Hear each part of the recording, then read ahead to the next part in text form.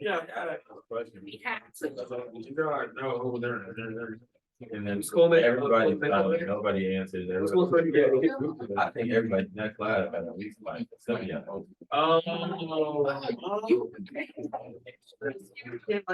I would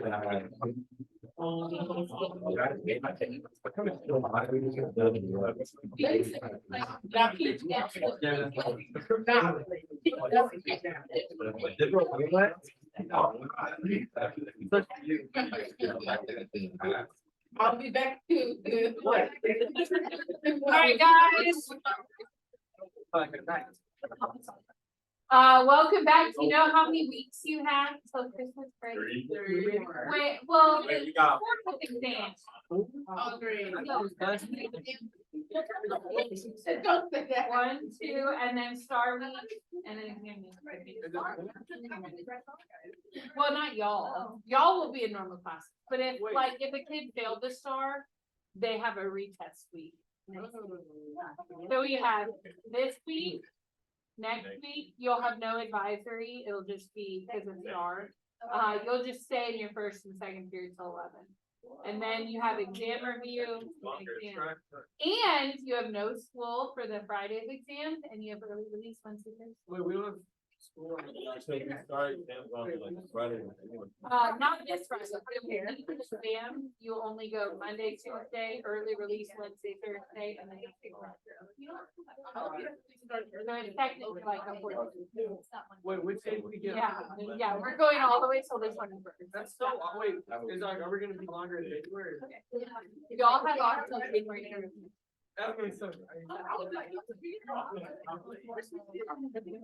That's back. All right, so I took y'all's lesson for today and I cut it in half. So today and Wednesday are both gonna be kind of short days. You actually, I think, have seen this before. But you would have seen this version. Does that look familiar? Chemistry? Well, chemistry, and it should have also been an algebra 1, but it's okay if not. Okay, so PE to the RT and CE to the KT, it's the exact same formula. The only thing that we're going to switch out is what letters we're using. But these are exponential equations. They kind of fit into what we just took a test over before the break. So C or P, depending on which formula you're using. This one is usually for finance. And then this one is normally more for like science type formulas. Okay, but you'll notice that they're like kind of the same thing. So the C or the P is the initial or starting amount. Okay, so for money, you would call it the principal. Okay, but for anything else, we're just going to say the initial amount. Okay, then T stands for time. Okay, usually time is going to be measured in years for finance. Okay, but for other things, it could be hours, it could be something else. It doesn't really matter as long as it's consistent. So you can't have like one thing measured in days and then one thing in hours in the same problem. You have to pick one. Then K is going to be your growth or decay constant. If your K is greater than 0, you're going to have an exponential growth. And then less than 0 would be considered exponential decay. So we're going to do 3 total examples. The whole first page is example 1. Okay, so it says a petri dish contains 20 bacteria. That is your starting amount. So you would put Y equals 20e to the KT. Because remember, if 20 is your starting amount, then it needs to go in that first spot right there where the C is. Okay, then it says the number of bacteria triples every 4 hours. Here's what that means. In 4 hours, there will be triple the original number of bacteria. Now, how many did we start with? 20. So if I tripled that, how many would there be in 4 hours? 60. So then we're going to write that as an ordered pair. Time is going to be your X. And then the number of bacteria is gonna be your Y. So how many hours am I gonna have to wait? 4. And how many bacteria will there be at that point? 60. So we're gonna now use a secondary point to solve for our K value. Okay, but we already know how to do this, hopefully from before Thanksgiving break, so let's see what we remember. Okay, go back to this equation right here. We're gonna plug in 60 for the number of bacteria equals 20 e to the K times 4. So notice that I'm subbing in values for how many bacteria I want 60, and the time that I want, which is 4 hours. Then the only unknown left over is the K, and we're gonna solve for that. So first thing, let's divide the 20 out of the way. Divide by 20 on both sides. What is 60 divided by 20 now? 30. Or wait, 30. Okay, then for the e to the K times 4, K times 4, 4 times K, it's the same thing. So I'm just gonna change that to a 4K. Okay, but K times 4 and 4K, it doesn't matter, it's the same thing. Yes, sir. You do ln or what? You are gonna do an ln, that's right, because to get rid of an e, I do an ln on both sides. So I'm gonna have the ln of 3 equals whatever 4K is. And then do y'all remember how to find the ln of 3 if you have your calculator? Remember there's a button for ln down here kind of next to the 4. So we need to know what the ln of 3 is, and then once we find it, what are we gonna do with the 4? Divide, yeah. So find the ln of 3 first, then we're gonna cut it by 4. So the ln of 3 is 1.0986. Now, if it's 0.986 and we're rounding to the third decimal place, what will I do with the 0.98? Keep it or bump it? 0.98 followed by a 6. So it'll go 0.99. Bump it up, that's right. Okay, and then from there, we're dividing by 4. Okay, also, remember you want to take that long decimal and divide that by 4 so that your answers come out right. Don't start rounding too soon.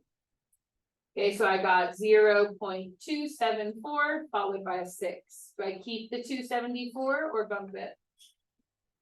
274 followed by a 6 is bump. So that'd be 0.275. Now, remember what I said, if your K comes out positive, it's a growth model. Comes out negative, it's a decay model. So what will this be? Okay, this tells me it's exponential growth. Okay. All right, so then in part C, so we found our K. Now it says write the equation that models the amount of bacteria in the dish. So it'd be Y equals 20E. But now I know my K, it's 0.275 T.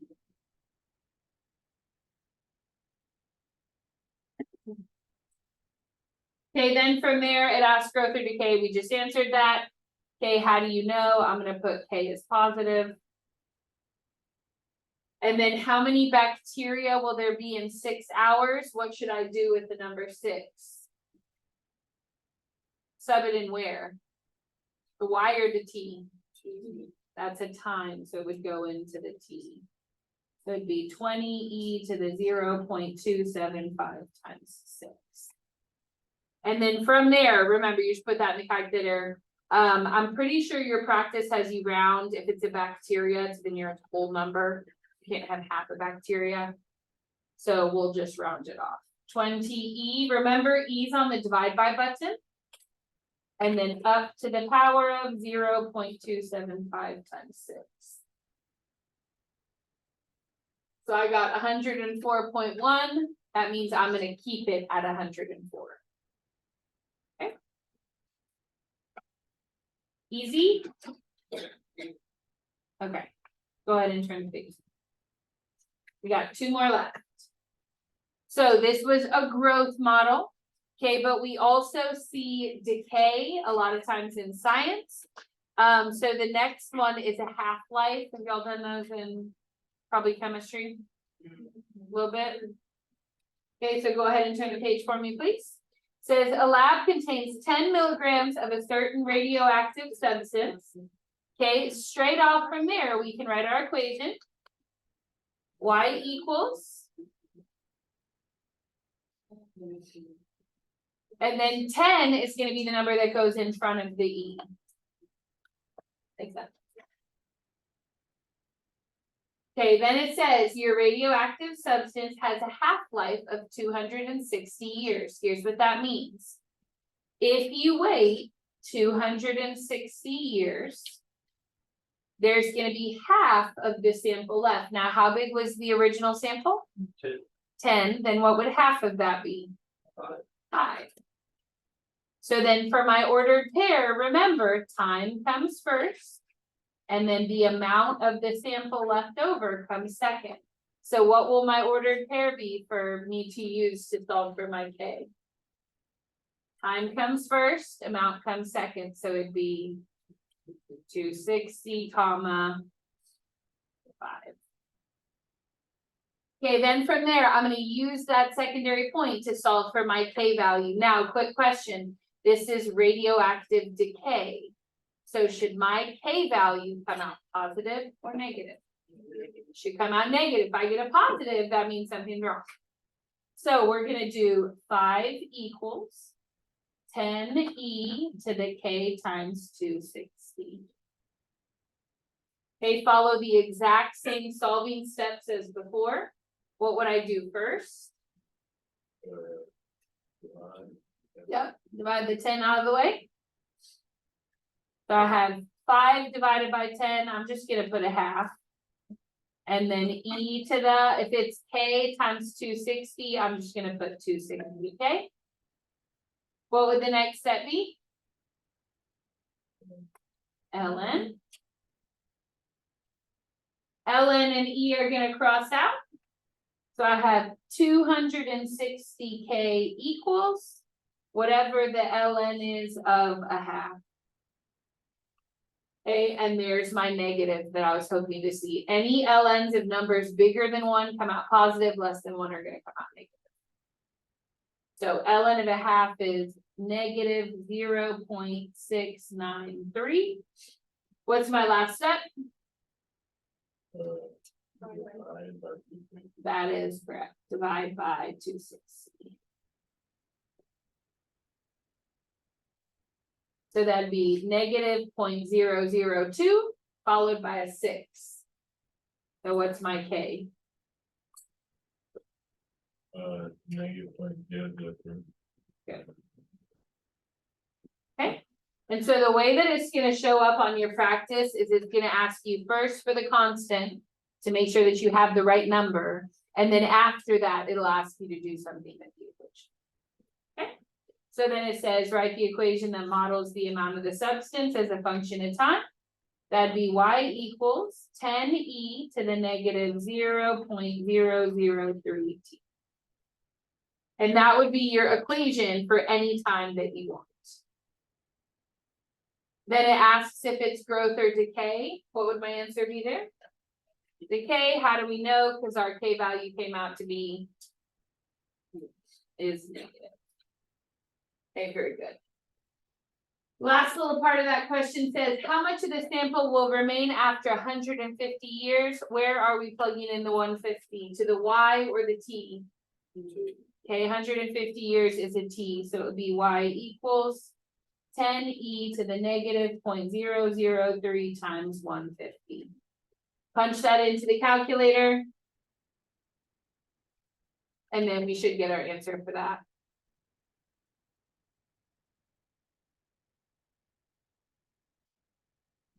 I got 6.376, so y'all got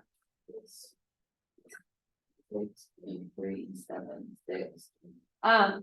And then because that's milligrams, you can have a portion of a milligram.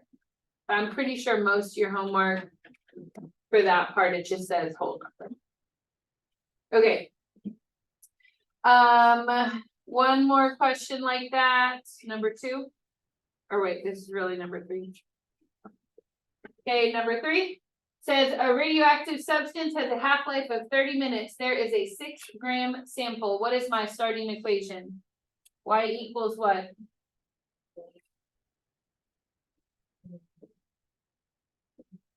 (30e to the kt) or 6e to the kt? 6e to the kt. Okay, and then remember that a half-life is how long it takes your sample to cut in half. So if it's 30 minutes, then in 30 minutes, there will be how many grams left of the sample if it was originally size 6? It would be 3. Okay, now if you do your point like this is wrong. What is wrong with that? I don't know.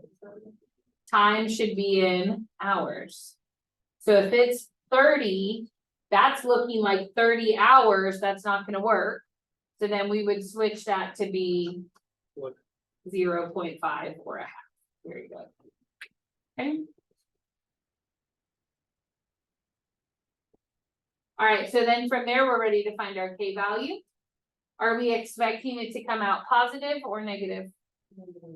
Negative, because it's the half-life, that means it's decay.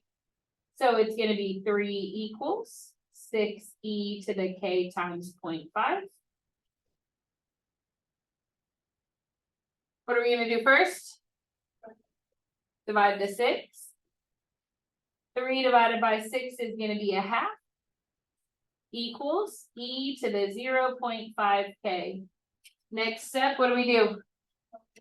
ln both sides. Remember, when you ln anything less than 1, it should come out negative always.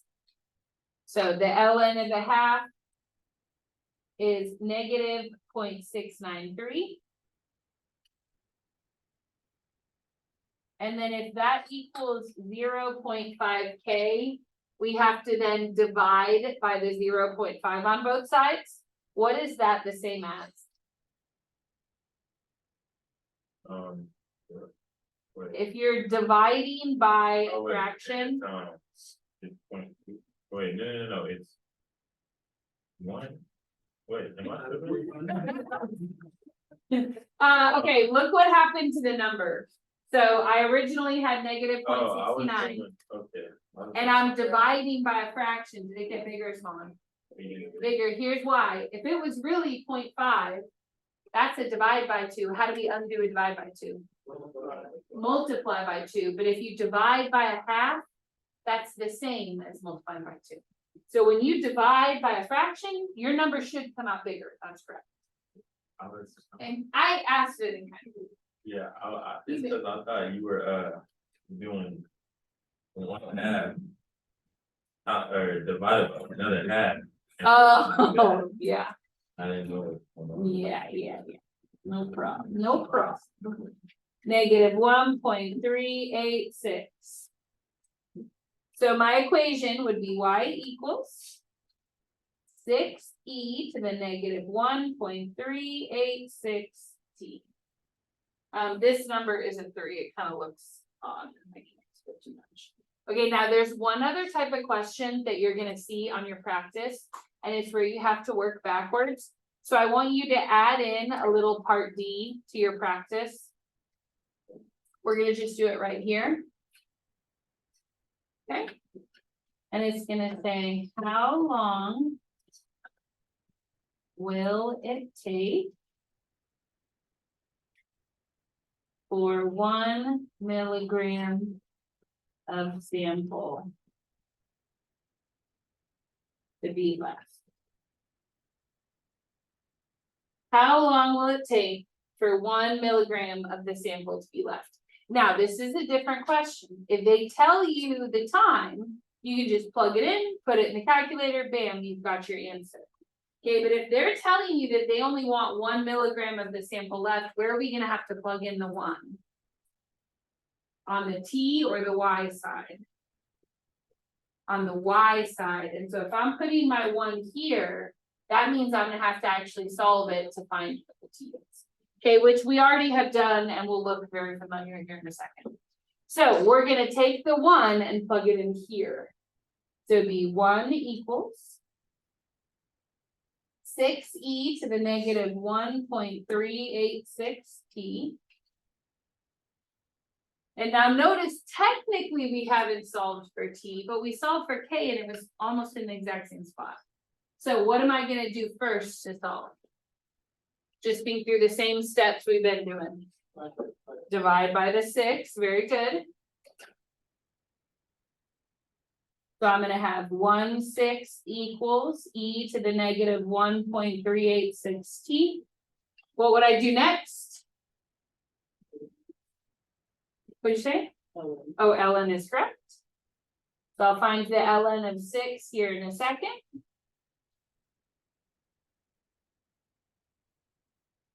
And then once I find that number, what will I do? 1.792. What will I do last?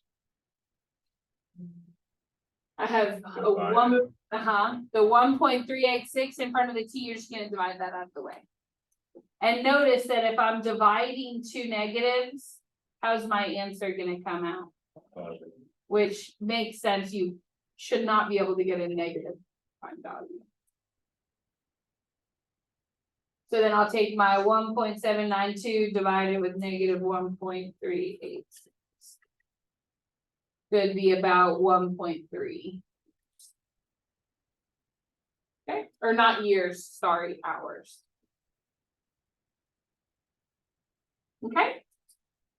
Y'all have any questions? Okay, so we'll do the other half of this lesson Wednesday. But your practice is on Delta Math. Maybe we don't need to do it together, or do we? Okay. I'll bring around scratch paper, go ahead and pull that up. I had to code this homework, so there's a chance there's a mistake on it. So if you get one that you feel pretty confident you got right, let me know if it counts it wrong.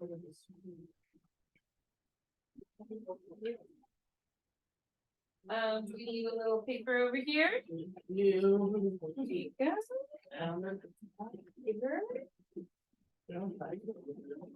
I do the flat one. Pretty good. There you go. And then there's the. Yeah. Y'all need paper up here? Yes. Okay, those are hard. Those are hard. Take one. You're in front of the, yes. It's like, cause it's like different though, it's like older, like, okay. Yes. What was the? Thanks, Greg. You want paper? Core and neck. And then we have squats. Austin, paper for you? Are you good? Okay. The other way, yeah, the way the front squat is.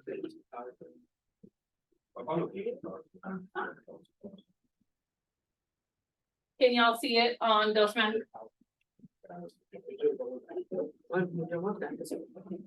Those ones are the extra work. Usually it's over here and the other, I was over here. Let me make it up.